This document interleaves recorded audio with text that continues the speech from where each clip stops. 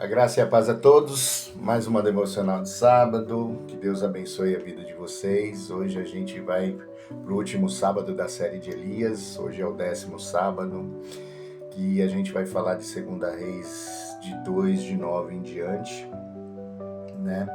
Que diz lá assim: depois de atravessar, Elias disse a Eliseu: o que posso fazer em seu favor antes que eu seja levado para longe de você?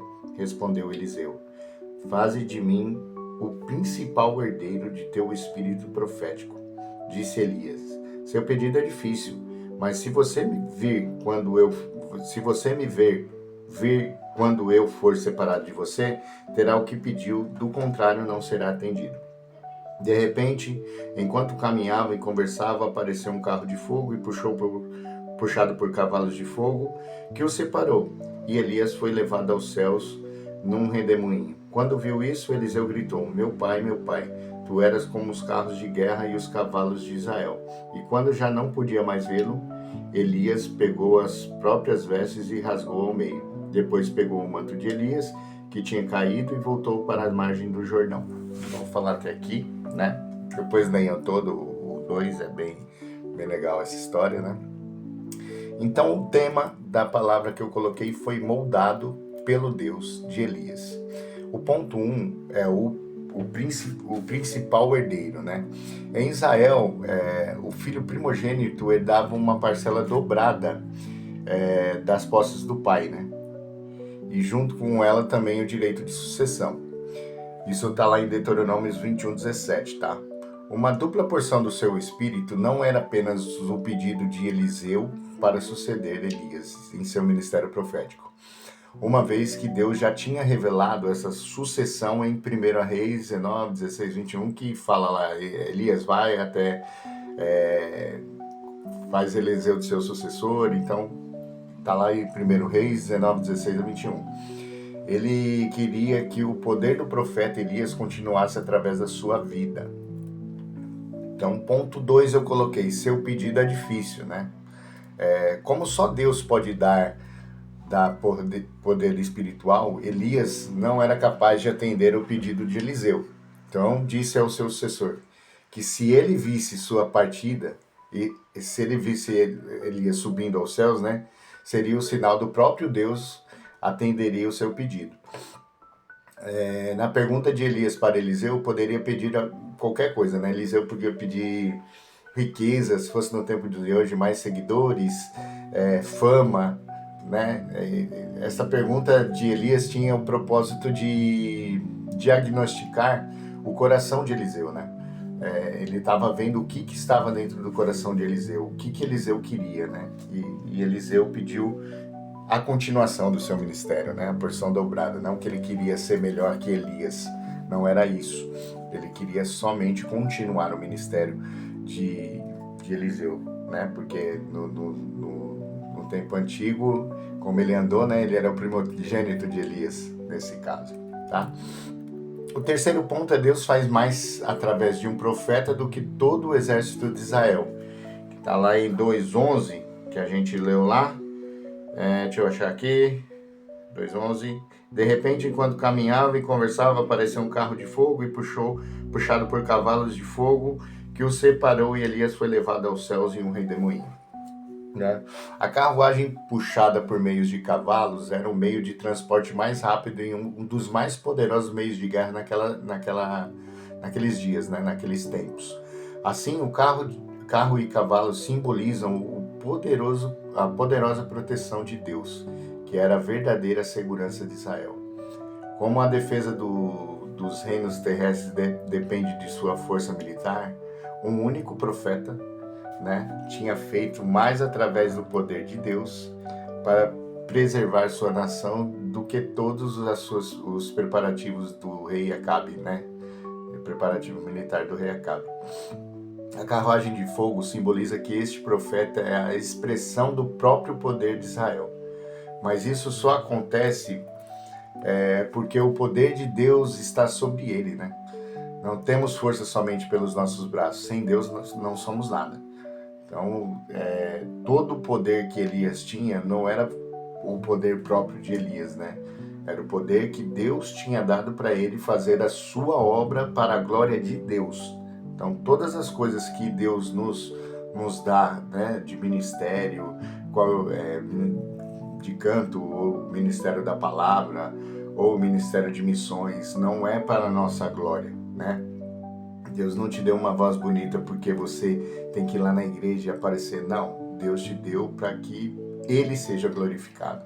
Que a gente glorifique ao Pai através das nossas vidas, tá? Agora, Elias pertencia ao céu e Eliseu daria continuidade ao seu ministério na terra. O primeiro cessava o combate, né? Também para a glória com o Pai, e o outro continuava a batalha. É uma hora de transição no reino de Deus, né? Não perca essas transições que Deus quer fazer na sua vida.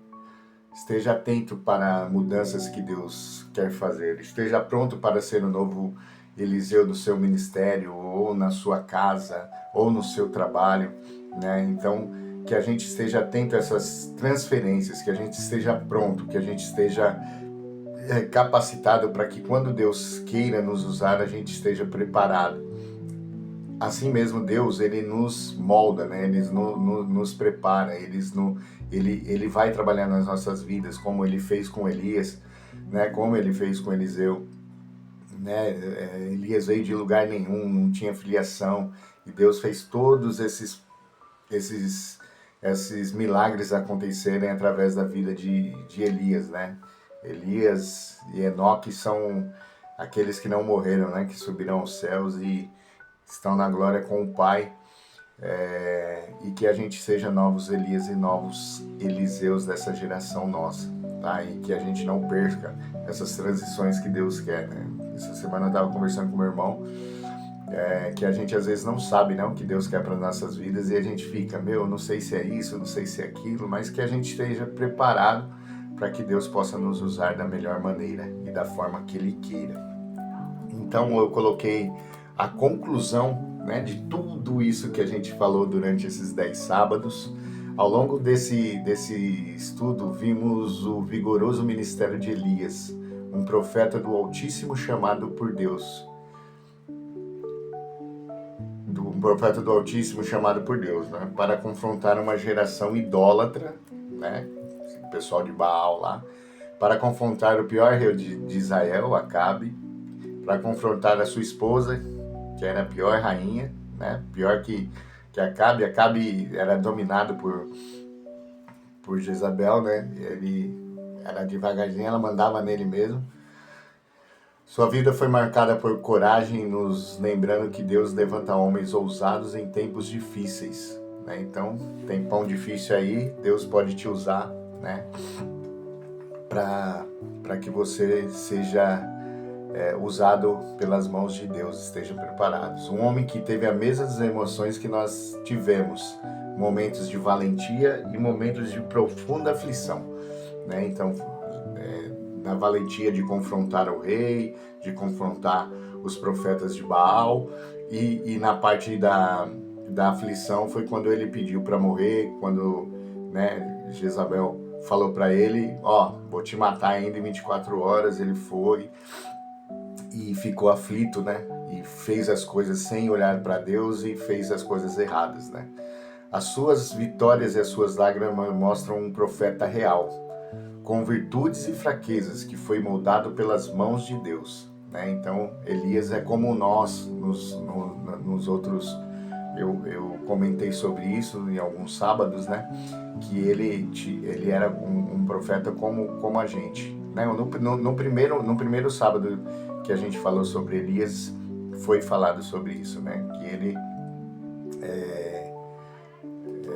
era real, era humano como nós, né? Tinha as virtudes e fraquezas, que foi moldado pelas mãos de Deus. Então, que a gente esteja prontos, preparados, para que a gente seja um vaso na mão do Senhor, que a gente seja moldado, que Ele transforme as nossas vidas da forma que Ele queira, tá bom?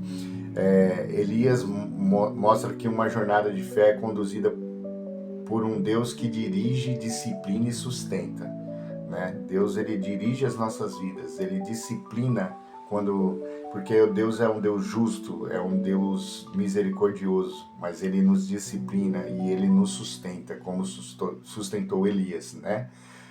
Sustentou pelos corvos, depois pela viúva que não tinha nem o que comer, né? Disciplinou quando Elias conduziu seus olhos somente para ele, quando não caminhou com Deus, né? E dirigiu quando Elias estava em oração, quando Elias estava voltado completamente fazendo a vontade de Deus. Sua missão não terminou com o seu arrebatamento. Seu legado repousou sobre Eliseu, seu sucessor. Então, como eu falei em outros sábados, que a gente tenha um sucessor, né? Que a gente trabalhe com pessoas, né?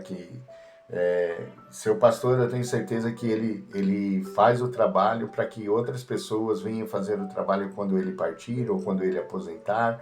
Então, que a gente faça sucessores, né, da minha geração, para que pessoas possam falar de Deus e que assim a gente vai aprendendo um com os outros, tá?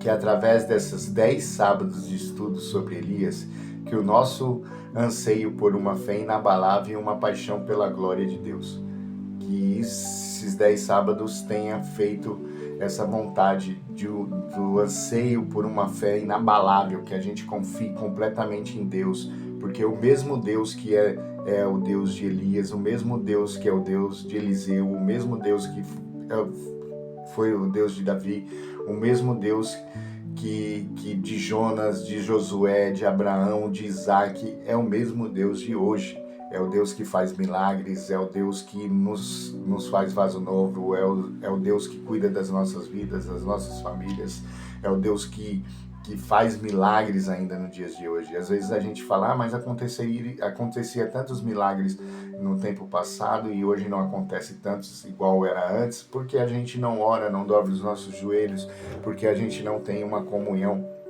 verdadeira com Deus. Então que a gente possa, né, ter um anseio por uma fé inabalável, uma paixão pela glória de Deus, que as nossas vidas sejam voltadas para que a gente glorifique a Deus, né? É isso que me ensinou esses 10 sábados, que sejamos inspirados a ser novos Elias em meio ao ruído deste mundo, né? Tão difícil esse mundo que a gente está passando, né?